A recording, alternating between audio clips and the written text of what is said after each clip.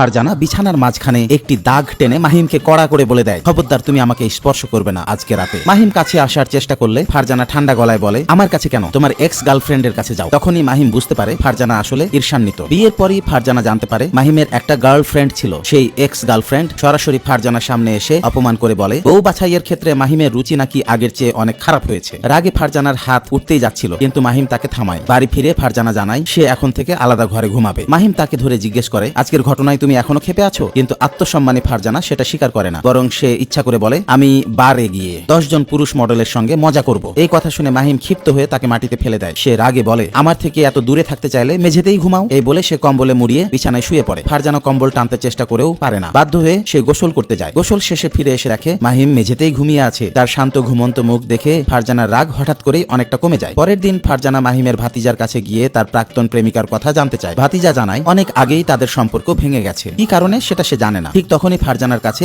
একটি মেসেজ আসে। প্রাক্তন প্রেমিকা লিখেছে সে মাহিমের গোপন কথা ফাঁস করে দিবে। ফারজানা দ্রুত তার বাড়িতে পৌঁছায়। সে নারী ভেবেছিল ফারজানা মাহিমকে সঙ্গে নিয়ে আসবে। আগের দিনের অপমানের কথা মনে পড়ে যায় তার, এবং ফারজানা সঙ্গে সঙ্গে তাকে সজোরে চড় মারে। প্রাক্তন প্রেমিকা নিরাপত্তা কর্মীদের ডেকে ফারজানাকে টেনে সরাতে বলে। সে ফারজানাকে পাগল বলে গালি দেয় এবং দাবি করে মাহিমের আসল ভালোবাসা নাকি সে নিজেই। এরপর সে একটি চেক বের করে বলে যদি ফারজানা মাহিমকে ডিভোর্স দেয় তাহলে সে $1 মিলিয়ন পাবে। কিন্তু ফারজানা চেকের দিকে তাকিয়েও দেখে না। সে শান্তভাবে বলে, আমার স্বামী যদি তোমাকেই ভালোবাসতো তাহলে আমাকে সরাতে তুমি টাকা পয়সা দিতে চাইতা না, এমনি কাজ হতো। ঠিক তখনই মাহিম সেখানে এসে পৌঁছায় ফারজানার পাঠানো মেসেজ পেয়ে। মাহিমকে দেখেই ফারজানা প্রাক্তন প্রেমিকার হাত ধরে ঘোষণা করে সে কখনোই তার স্বামীকে ডিভোর্স দেবে না। ধস্তাধস্তির মধ্যে দুজনেই পানিতে পড়ে যায়। মাহিম দৌড়ে এসে দেখে ফারজানা ইচ্ছা করেই সেই নারীর মাথা পানির নিচে চেপে ধরে আছে। মুখে বলছে সে নাকি সাঁতার জানে না। মাহিম সঙ্গে সঙ্গে পানিতে ঝাঁপ দিয়ে ফারজানাকে তুলে আনে, আর সবার সামনে ফারজানা মাহিমকে চুমু খায়। পানি থেকে উঠে প্রাক্তন প্রেমিকা দেহরক্ষীদের বলে ফারজানাই নাকি তাকে পানিতে ঠেলে দিয়েছে। ঠিক তখনই ফারজানা হঠাৎ অজ্ঞান হওয়ার ভান করে। মাহিম সঙ্গে সঙ্গে সেই নারীকে হুঁশিয়ার করে বলে তোমাকে যেন ফারজানার আশেপাশে আর না দেখি। তারপর সে ফারজানাকে কোলে তুলে নিয়ে চলে যায়। পেছনে দাঁড়িয়ে প্রাক্তন প্রেমিকা ফারজানার তাচ্ছিল্যের হাসি দেখে রাগে নিজের জুতো মাটিতে ছুঁড়ে ফেলে। বাড়িতে ফিরে মাহিম ফারজানাকে বলে নাটক বন্ধ করো, কিন্তু ফারজানা চোখ খুলে না। তখন মাহিম কাজের লোককে বলে বাড়ির সবচেয়ে মোটা সুইটা নিয়ে আসো তো। এই কথা শুনে ফারজানা সঙ্গে সঙ্গে চোখ খুলে বলে সে পানিতে প্রায় ডুবে যাচ্ছিল বলেই নাকি অজ্ঞান হয়ে গিয়েছে। মাহিম ঠোঁট বাঁকিয়ে বলে ফানি তুমি কি ভুলে গেছো সেরা সাঁতারুর সার্টিফিকেট আছে তোমার? ফারজানা ধরা পড়ে যায়। এরপর সে প্রাক্তন প্রেমিকার দেওয়া